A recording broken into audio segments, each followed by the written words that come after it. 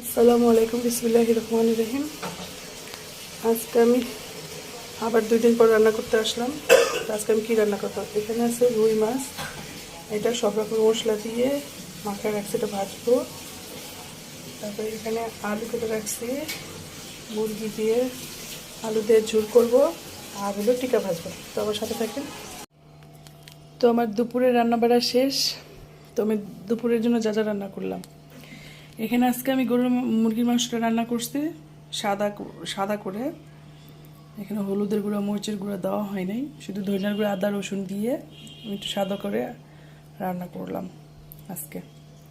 এখানে আছে মুরগির মাংস, এখানে আছে রুই মাছ ভাজা, তারপরে এখানে টিকা ভাজা, আর এখানে আছে লেবু শসা ও সাদা ভাত।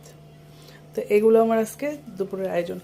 তো সবাই ভালো থাকবেন, সুস্থ থাকবেন, আর আমার জন্য দোয়া করবেন। আর প্লিজ আমার চ্যানেলটাকে সাবস্ক্রাইব করে দিবেন, লাইক কমেন্ট শেয়ার করে দিবেন। তো সবাই ভালো থাকেন। আসসালামু আলাইকুম, আল্লাহ হাফেজ।